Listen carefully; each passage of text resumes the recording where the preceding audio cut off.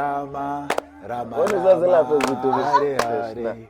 Hare Krishna, Hare Krishna, Krishna Krishna, Hare Hare, Hare Rama, Hare Rama, Rama Rama, Hare Hare.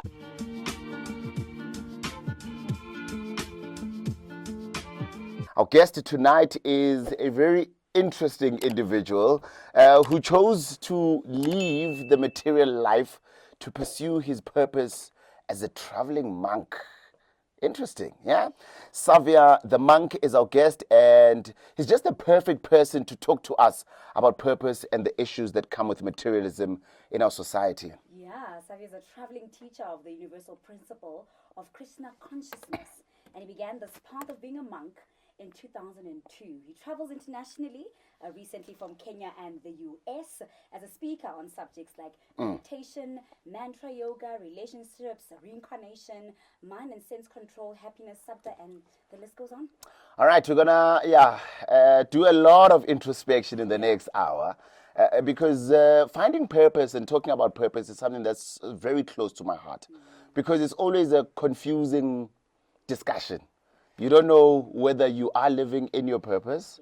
You don't know where to find your purpose. Are you born with it?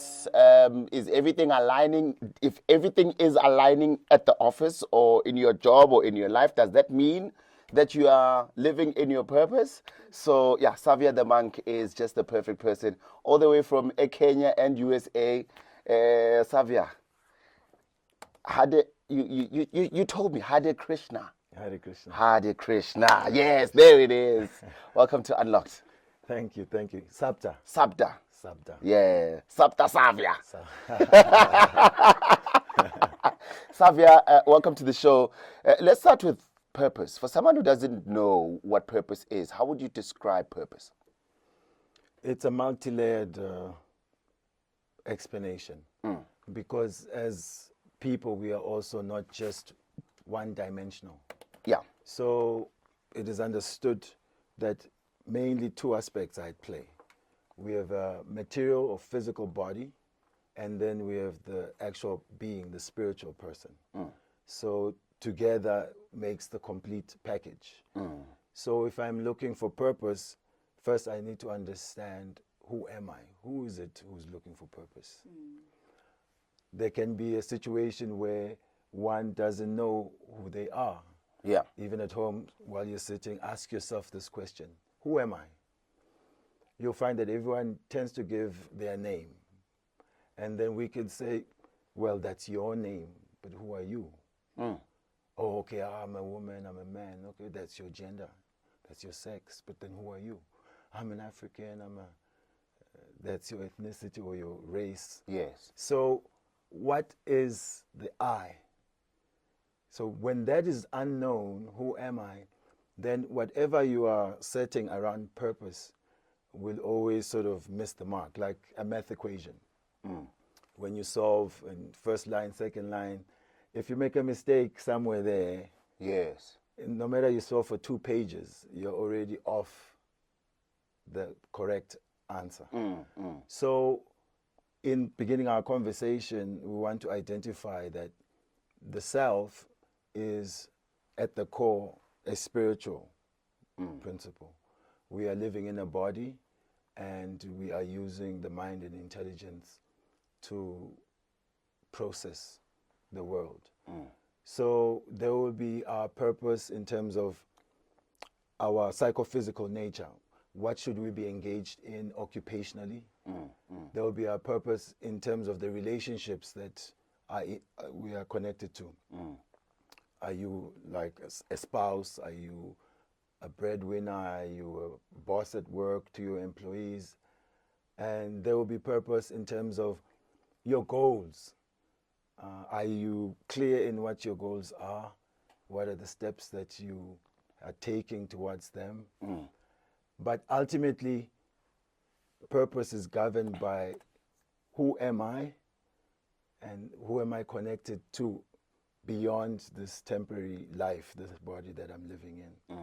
And so when one's purpose is mature, then all aspects are aligned to serve the eternal purpose of the spiritual being. And that brings into light our maker, our creator. Yeah. Why do you think so many people find it difficult to find their purpose?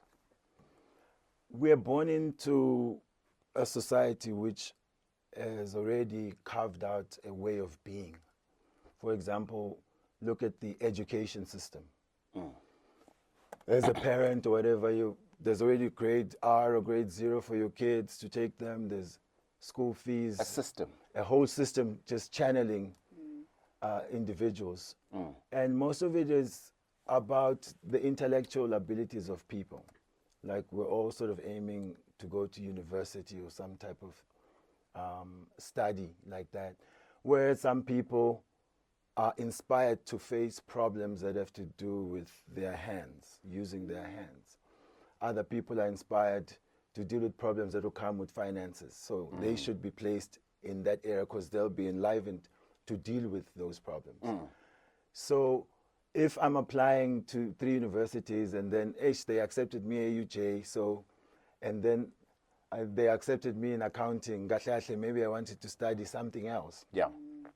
So already you've set yourself up to go against what's inspiring you internally.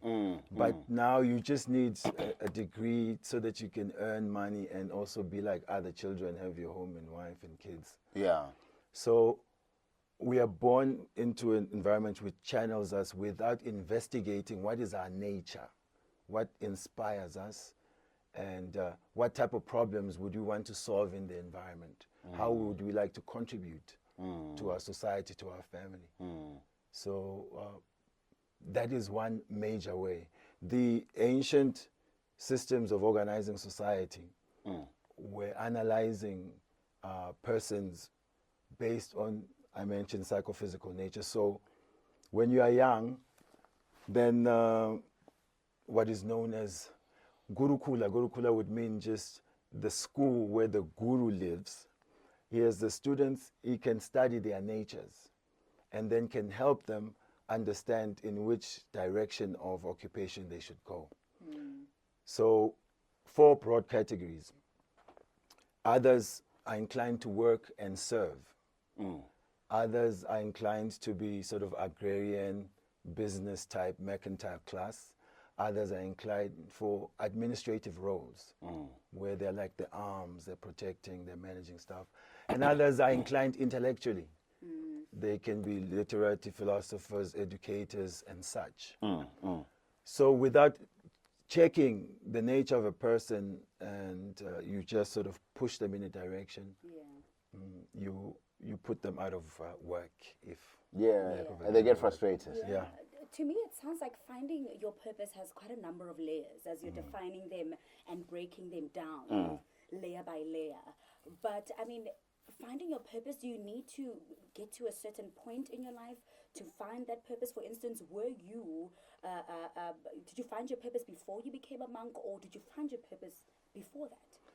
There was a hint of me not going the way of my purpose, in that for sure at school I was doing well until I had to study all night for certain subjects, and I realized actually I don't want to really do this. I know I want to speak to people. I thought I'd be doing radio. I thought I had to speak about something that's meaningful. I understood that I wanted to be like a vehicle of creating unity amongst people. But what to study? I took a gap year. There's the bars of IT. Okay, maybe I'll do IT. Sure. So now I'm sort of moving in a direction which I know I want. I'm just remembering Anonymous. Yeah. I'm late. Like Anonymous is being dragged along by the fact that he's been in this relationship, he's got kids, Yeah. there's a wedding day, but he knows inside him, I'm no longer in this relationship. Yes, really. yes. But he may follow society to please people, that he wants to do the right thing, when he's advancing and doing the wrong thing by being not true to Himself. what he wants to do in himself. Yeah. So I eventually was in the course, and I could understand I'll never graduate this course because there was a type of maths that was high-grade maths. I divorced maths in high school. I was already tuned out. You are a So math lit guy. there's money that's already been invested in you, and Yeah. so I would say my purpose was sort of bubbling under. I could sense it, but there was just how will it be expressed? There was no, until I met persons who were outside of that system where I wasn't fitting in. And I thought, okay, let me learn about myself and how can I solve actually my deeper problems than just trying to be another graduate. Passion versus purpose. Sometimes you find people are passionate about radio, but maybe it's not their purpose. Like, how do you differentiate the two? Passion could be you see some people are doing it very well, and you may be then inspired to be like them. But maybe when it comes down to it, when you start to do it, then you realize actually that's not you. It's not working out as well. Krishna in Bhagavad Gita, this is a very special book, look it up. And in fact, today is Krishna's birthday. Oh, happy So birthday. that will be a research point for all of you at home listening. He says that better to succeed in your own duty or dharma or own nature than to seem to do well in another's duty. So then now you're carrying this act. You're dragging yourself there to sort of show that you're doing it, but it's not aligning with your heart, your inner calling. So in that way, later on, you'll end up, getting into a lot of trouble. It could be substance abuse, depression, even suicide, because you're carrying more and more burden in an area where you're not aligned to do it. But then there's just a clamor of people who are saying, yes, go on, Danny, go on, Danny. I want to speak about, being on a path that you're not supposed to go to, because I think purpose is like a touch and go subject for me, right? Because sometimes you might think that you're on the right path and you found your purpose, but then you feel like maybe it needs to change or it is changing. Is it possible to think that you found your purpose, but it's actually not that, it's something else? The part you mentioned about evolving is also there. See, we are motivated to do things at different levels also. Sometimes out of fear, we take up something like a fear of being financially embarrassed. So let me take up some sort of career path. Higher than that, you are doing it because there's some desires you want to fulfill. So it's just what will I get out of it. Higher than that is duty. I have to do my duty since now I'm positioned in one way. But highest, it has to be done out of a feeling of attachment to what it is. It's like you're doing this to serve.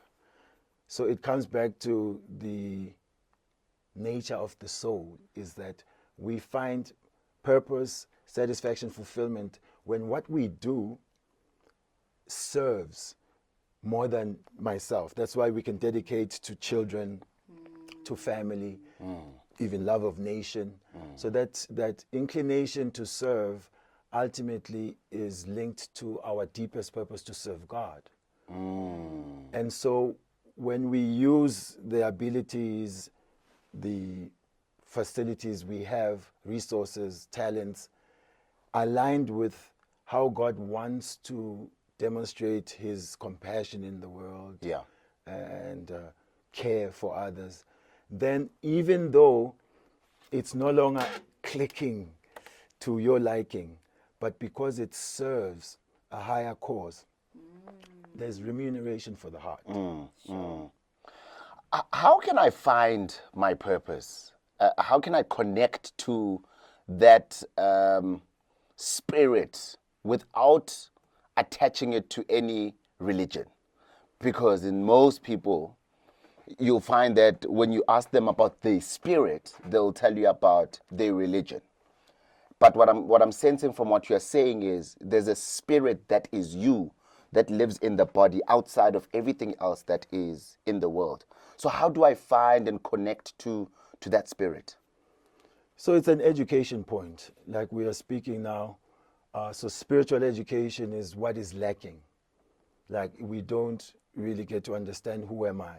So we'll just sort of give that right now. So the nature of sugar is sweetness. You can't change it out of sugar. If you get something that looks like sugar but doesn't taste like sugar, you know it's not sugar. So what is the nature of every living being that cannot be changed from them? We just touched on it, the spirit to serve and the desire to love and be loved. So the spirit is necessarily above what religion one chooses, because the religions are like schools that are meant to teach us about who we are, what this universe is, who God is, and how do we raise our consciousness from material consciousness to spiritual consciousness. So we have to look at the religions as different syllabuses about teaching about the nature of the human being, the nature of the world, the nature of love, the nature of God.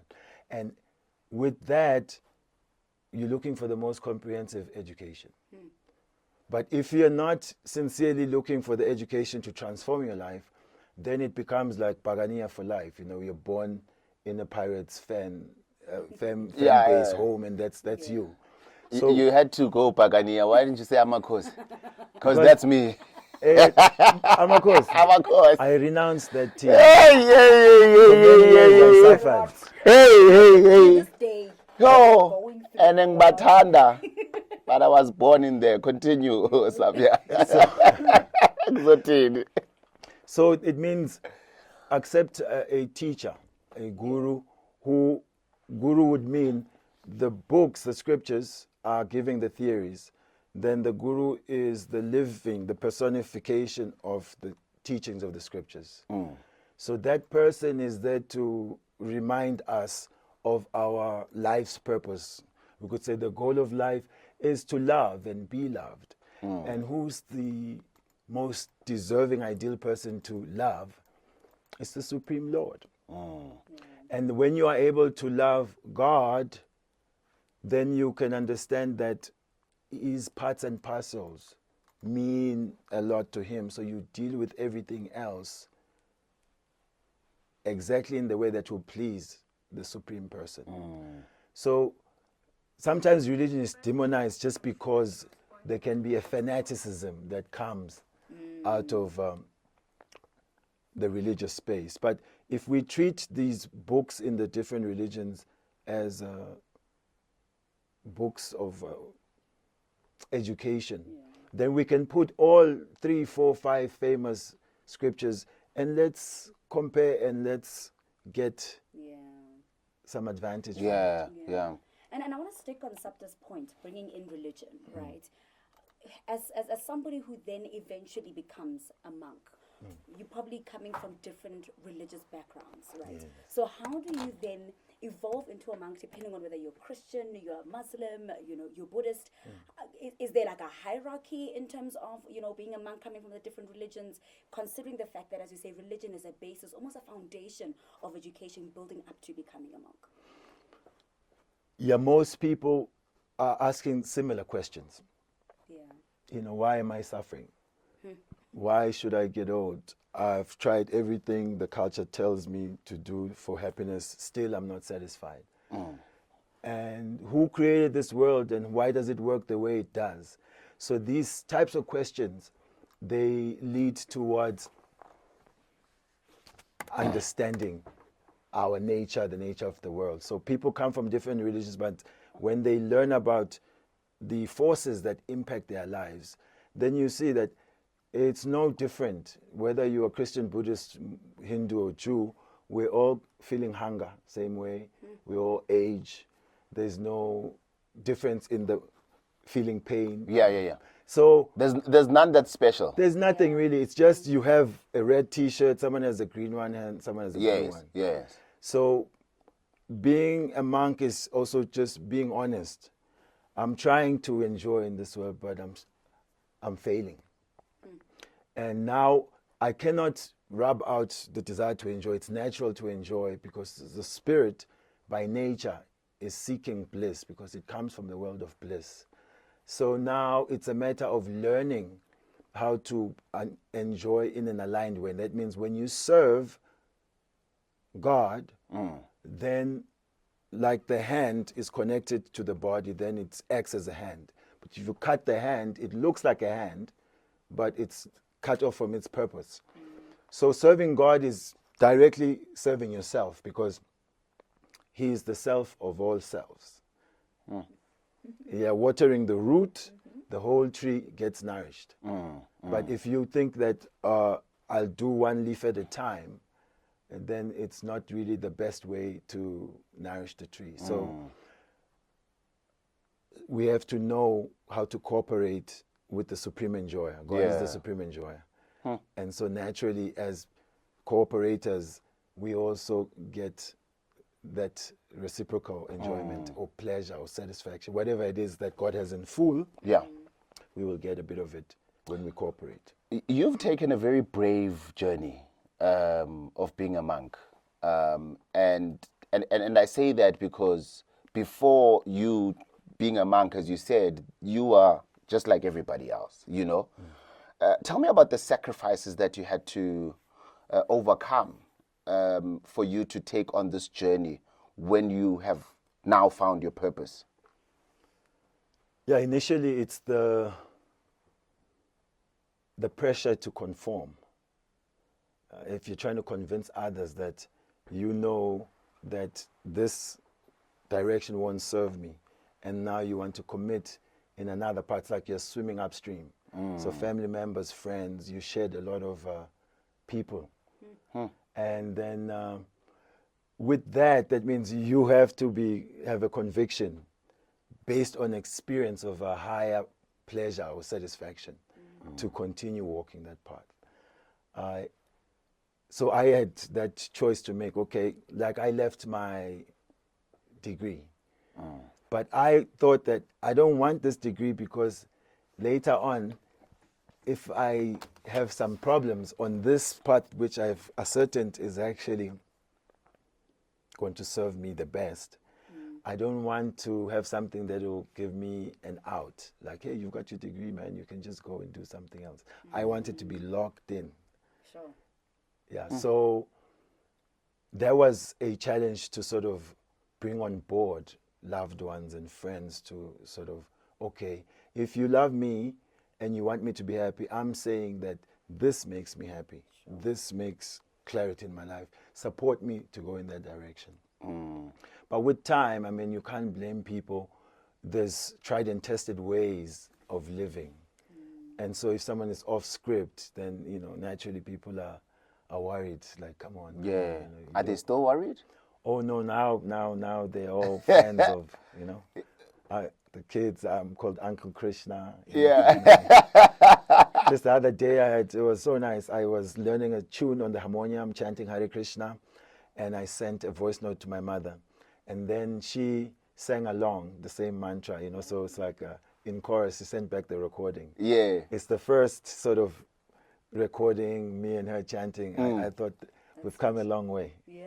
You definitely have come a long way. And I mean, for me, I guess the question then becomes, you know, with religion, man, there's always like a conversion rate that needs to happen. Have you been able to convert people, or are you ordained to convert people into becoming a monk? Are people in your family also interested in this journey? My path is that outreach. And so we are giving this education to people. In one sense, other people, we sell books. We were just at Bushfire in Eswatini. Okay. We brought a lot of books. And people are here to have fun. So we're saying fun shouldn't be just one-dimensional. Here's another option for enjoying your life. So we're giving books, and people contact us. We are online on social media. I do a YouTube, TikTok. We give out information like that. We're at VITS, at UJ. And yeah, like my friend here, he met us at VITS. Okay. And he's a law graduate, He's a black belt. Then he took up yoga. Another monk of mine, was doing physical yoga. I was doing philosophy. He's gone to India a couple of times. Now he's teaching yoga all over Johannesburg. Nice. And he plays very good drum for chanting Hare Krishna and encourages people. So it's our mission to give people this option. So yeah, we are in the business of, hey mate, try this. If it works well for you, then great. We've passed on something that's giving us great joy. And You know, a big part of connecting with your spirit, I'd like to assume, is meditation, and clearing your mind and clearing your conscious. Why is it so important that we as human beings, in order for us to be able to clear our conscious and connect to the spirit, we need to meditate? yeah, meditation is sometimes seen as something which is for particular walks of life or religions, but we're meditating daily. Just basically, what is our mind absorbed in? So it can be meditation on the children, their welfare, on the job, on the relationship that we're in. So when we meditate on material phenomena, because it's transient and it is generally outside of our control how it will move, it creates anxiety. So we want to meditate on phenomena that is eternal, that is by nature made of love. So one sense, people meditate just to relax, de-stress. So those are more popular. When people can come and then they even fall asleep in the session, they feel like, meditation was great because they just want to de-stress, offload. Yeah. Others are doing meditation because they want to have the mind more focused on different tasks. So then you will give focused types of meditation. Some meditation is that you just want to connect with your body. Where am I sort of feeling imbalances? Where is there sort of some tiredness or whatever? We are ultimately saying when the mind is focused just on the material temporary things, it will not satisfy the soul. So we want the mind to focus on the supreme and focus on that relationship. So engaging with wisdom that highlights the spiritual welfare and meditating on that wisdom then strengthens your power of discrimination. Then you can be able to control your mind, which generally sides with the senses. What's tasty, what smells good, what looks good. And so we get dragged this way, that way. But once you strengthen the intelligence with good wisdom, then it can discipline the mind to stay on task. So like today, around the world is a big meditation on Krishna. Krishna is understood as the supreme personality of Godhead. He speaks a book called Bhagavad Gita, and he appeared over 5,000 years ago. But because he's such a supreme divine person, still thousands of years later, it's a huge celebration. People want to hear again, how was his young childhood life? What did he do? With whom did he do it? Because by hearing subject matter which is transcendental, spiritual, it has the potency to transport us to that level. Yeah. But when we're meditating on things of the transient world, they keep us a little down. Yeah. Safia, when I hear the term monk, right, just to expand on what Sapta's saying, I'm hearing peace, yoga, meditation. Is it possible to be a monk and have a busy life? A plug for Mr. Jay Shetty. He's got a book called Think Like a Monk. And this is saying that you may not necessarily be a monk in a monastery and taking up that lifestyle directly as your whole life. But you understand the wisdoms that the monks have, and then you can apply them to your particular context. So one major thing is that the monks do meditation and also read divine literature.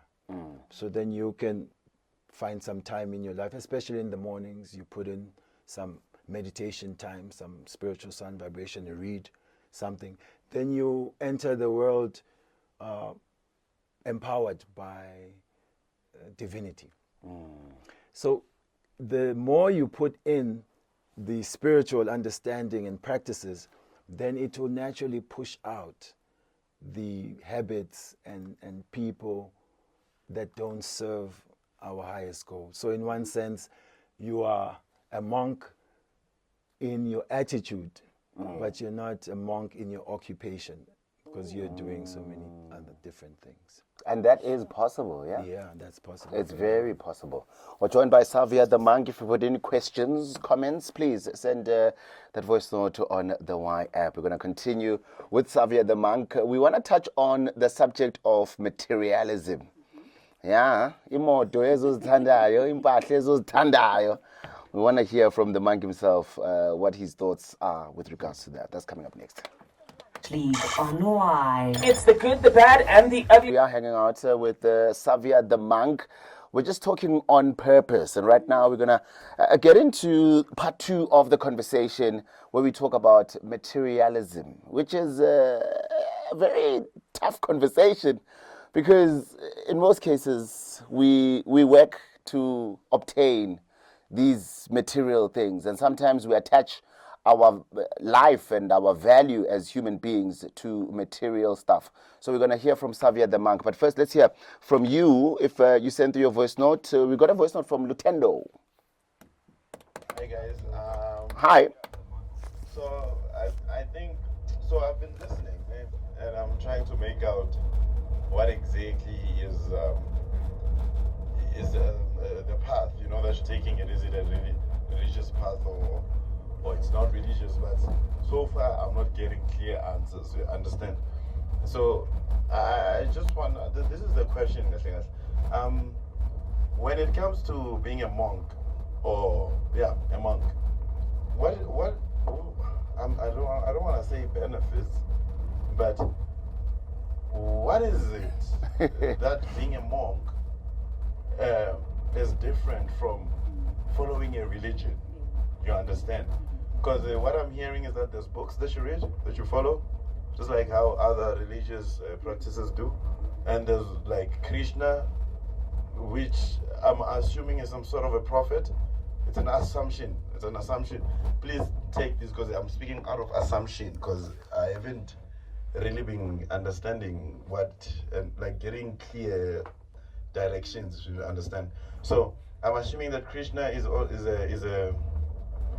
some sort of a prophet, if I can label Krishna that way, if I could, but you can correct me if I'm wrong. I'm willing to learn. So and then there's like a group of people who follow those written books for monks, in order for you to be a prosperous monk, or that my wording might be wrong, but what I'm just thinking is that to me it sounds like it's another religion.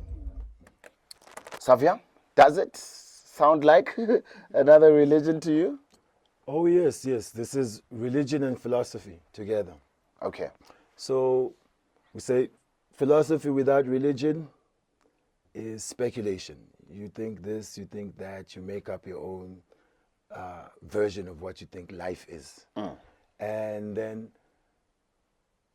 religion without philosophy, then it's sentiment. You just believe in something, but it's not clearly broken down for understanding. Generally, there's also no room for asking questions. It's a dogma that you pick up. So Bhagavad Gita is a scripture, and Krishna is a name for God. Krishna means God is all attractive. What is unique in the presentation of Krishna is that although we've heard of God, the Abrahamic religions, they don't zoom into the personality of Godhead. Who is God staying with? What is his lifestyle? We don't get as much history of his different incarnations. So you could say Krishna consciousness is a natural progression, like you would find primary school, high school, and university. that we're studying the subject of God, but some places you can never see the face of God, or if you see God, you will die. Other religions say, actually, he has no form. He's just some energy. But we're talking about he hears our prayers. We're talking about loving God. So to love someone, it's that sometimes what's his name. We want to know how has he dealt with others so we can understand what's his nature. We also want to understand the personality. So these scriptures, headed by Bhagavad Gita as it is, they give comprehensive knowledge about the supreme person we call Jehovah, Jah, Mudimo, Tiko, Chikwembu. So Krishna is Sanskrit describing that God is all attractive, because every phenomena that attracts us is his energy. So within him, all that is attractive is complete.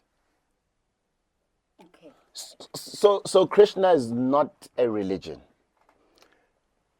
Krishna is a spiritual, Krishna consciousness is the original consciousness of everyone. It means everyone is originally God conscious. So it has its religion because it's based on following the revelations given by God. It's philosophy and spirituality because it gives you a process which you can practice and you can verify yourself if the theory of the book is correct or not. So it's not just a belief system, it's a spiritual science because you have to apply the processes and you see the realization. Okay. Savi, I want you to paint a picture for us, right? Because it sounds very philosophical, very, I guess, verbose, right? So if we're speaking being a monk, right? As I said, A brother at a Catholic church who lives in a monastery, that's a monk. He's celibate, he studies the books of wisdom, he ministers to the flock. So the main criteria of monkhood is this celibacy aspect. They are teachers of, different orders may be there. Say Shaolin monks, they are learning martial arts. Yeah. So the monks, they're focusing on mastering some aspect of the human condition. As either they want to master the mind so that they are not dragged around by the mind, or they want to master an art. Yeah. And then also they might be looking to master themselves so they can love and serve God. So my line of being a monk is how to become an unalloyed servant of God. Not in business with God, Yeah. that please just give me this, but how can I give myself to you? How can I use everything you've given me to glorify you, to highlight your glory? So in one sense, his observation is very apt, because we have come into this confusion of like religion is some sort of enemy. Why? Because religion wants to discipline us. We don't want to live in our highest expression of purity and follow standards of the spirit. We want to live in the standards of the flesh. And so we have made it a societal norm that once you say religion, it's cool to feel like, hi man, we don't want religion, we want something else. Yeah. But religion is just saying, how do you want a law degree without going through primary school and high school? So then it brings me back to this question. Are you putting it on the same level as the different religions, or are we saying we're moving a step further from religion, and this is where we live as monks, where yes, we've got a basis, or we've got the principles of being a Christian or a Muslim or a Hindu, right? These are the principles that we grew up with, but however, we're just taking it a step further. Yeah. Describe it in that way. Yeah, it's a dedication fully of body, mind, and words to serving God and serving humanity. It's a discipline which requires purity to control your mind and sense. For example, no illicit sex, no gambling, no intoxication, no meat, fish, or eggs. Minimum of 2 hours of meditation. And Minimum. yes. And then also no paycheck. This is voluntary. So it's God will take care of anyone who's fully surrendered in his service. So a few people are willing to come to that level. People want to be part of a religion so that they'll marry us, they'll do the funeral, and people don't see me just as a out and out demon. I'm part of. So this is the perfection of religion. It's the perfection. Yes, of because it gives you direct perception of the self Yeah. by your own realization. And it is not just an artificial imposition of I believe in this, I'm part of this, because it just sounds good to be part, but you have to live it. It's live. Yes, it's not. So in that way, the monks are not just your churchgoer. Not your churchgoer. All right, I want us to move on before we run out of time. What's your view on materialism? So we live in a mature world, and we have to take care of our body, and we have needs. So we know Maslow is there, basic necessities are there. Yeah. But when we are clear on purpose, then our dedication is not to just staying alive, but then what's the value of being alive? What's to be achieved by being alive is to transcend the conditions of birth and death. So we say everything is the property of God and it should be utilized for his mission. So it's not that, renounce things because you think they are bad. When you don't know whom they belong to and you don't know how to use it, the example is a knife. In the hands of a criminal, he's cutting your neck just to take your phone. Yeah. In the hands of a doctor, he's cutting out a tumor and saving your life. So it's about utility.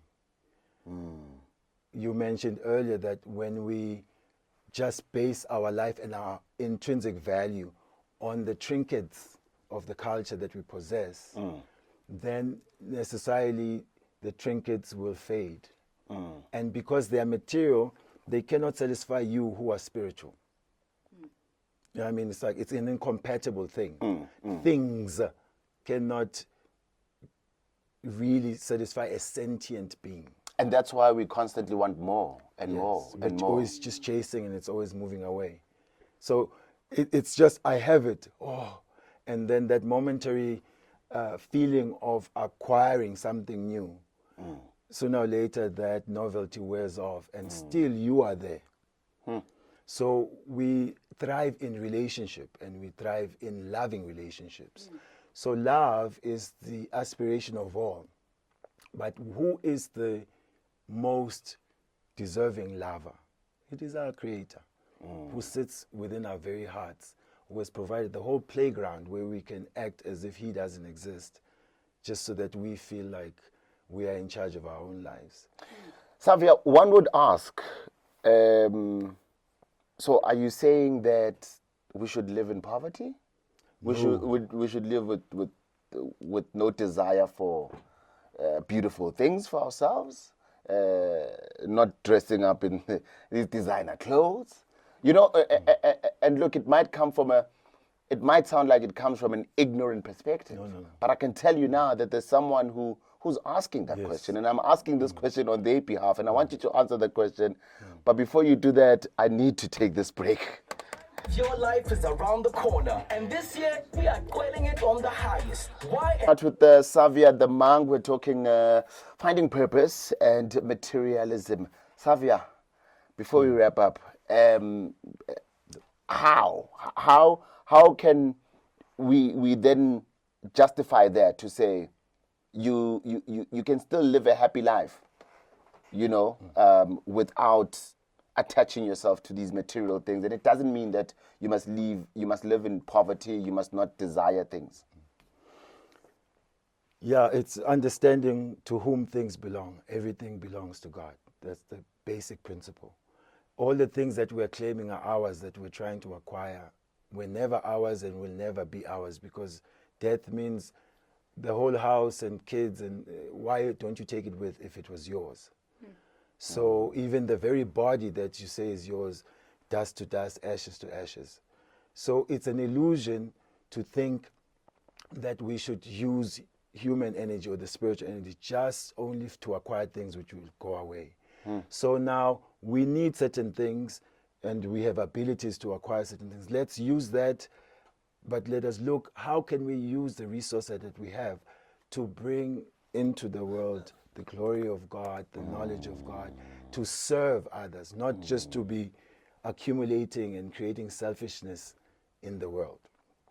So not to worry that you need to be poverty stricken, but you have to be rid of this idea that there is something which is yours.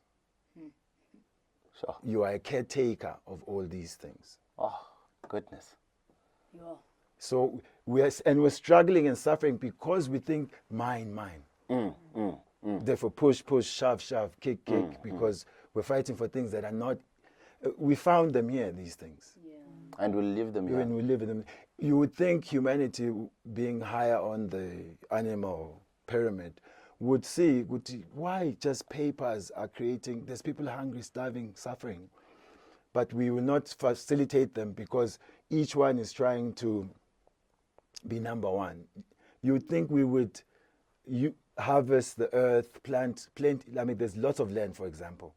There shouldn't be anyone hungry if there's a whole government of a country. Why don't we grow food and make sure people eat? But we've set up a system where it's incentivized one who has the most talents to acquire for himself and his group. So that's, capitalism or communism are all materially motivated processes. Capitalism is like retail. You get your own. Communism is saying, no, the government will be on everyone's behalf. Wholesale will give you. But neither create harmony and for people, because we are spiritual beings. So we need a spiritually inspired social system which includes the undying need to connect to the Supreme in love and service. So use the things of God, but know they are of God. And don't break your head striving for things that are not coming naturally. They may not be in your karma.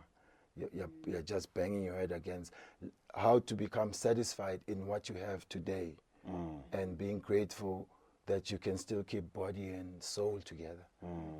You see, it's just too much greed for all the things that are being advertised to us every day. All right. Savia, we've run out of time. But you just dropped a bomb over there. Where we must just be grateful for this thing called life. Yeah. That's the most important. And improve our relationships. And please. improve our relationships. Savia, where can people check you out on the socials? YouTube, Instagram, TikTok as Savia the Monk, Savya the Monk, Savia the Monk. Thank you for coming through. Hare Krishna. Hare Krishna. Hare Krishna. Noni, Yeah, Sabda. that's how we wrap it up? And that is how we wrap it up. I've learned so much today. I Yeah. think my key takeaways for today is really just being grateful for this thing called life and really trying to find that place where we're perfecting religion. Absolutely. Yeah. Absolutely. Love. Let's love one another and let's strengthen those relationships. What a way to start the week. So when you wake up tomorrow morning, perhaps maybe that could be your focus at the office, taxini, in the car, with the people you meet. Just be kind, love one another. And I'm sure we can live in a better place. Back again tomorrow from 8 p.m. Unlock Chats. Noni, thank you so much. Always a pleasure. Yeah? See you tomorrow. Danko. When you come back, we Yeah, just sharing the informations on Krishna consciousness. So I visit different temples. I'll speak like I spoke on desire management last 2 days in Nairobi. desire management. Isn't that like materialism in a way? No, it's managing that we want things. But then we want things based on certain worldview and a mindset. Some desires are like creating an anarchy. So many are there, you can't even fulfill either. That's like ignorance. Then higher up, passion, there's a tyrant type of desire that's just dominating. Then even important things are falling away. In goodness, everything is placed in a nice hierarchy. You know how to prioritize. Ultimately, you want to desire in harmony with the Supreme and your spiritual needs. So alongside managing your desires means you have to be able to clear your consciousness, purify your consciousness, your mind, so that you manage them and not that they are managing you. Sure. Okay. Yeah, it's gonna be, this is going to be a good one. I'm ready. Already. Yeah, no. Sibanjwe indlala, we hope we can speak. Don't be searching for me. We're Kevin. fasting. So. Oh. Are you fasting? Yeah. And what does your fasting entail? Like, how, is it a 66? Today- Is it a 5 days? 7 days? This is from yesterday night until tomorrow, maybe around 1 in the morning. Is it a dry fast? No. Or do you take water? water? Just water. Yeah. And then how do you manage your thoughts when you're hungry? Yeah, that's one of those things. All right, let's go. Ta-da-pa-pa-pa-bang, bang, bang. Her name is Victoria Monet. Rama, Rama, What is that Rama, Hare Hare Hare Krishna, Krishna Krishna, Hare Hare, Hare Rama, Hare Rama, Rama Rama, Hare Hare. Actually, this is what makes the whole thing work. It's this very mantra. It's just that we're talking about purpose and other things. Yeah. And it's very practical. Anyone can sing and chant this mantra. Yeah. It's few words, but it does the work internally. That it's not like now you just have to get break and stop things. Yeah. But you've got something that's helping you adjust internally, because the spiritual sound does that. Yeah. How did you adapt? Like, I had community. I moved into the monastery.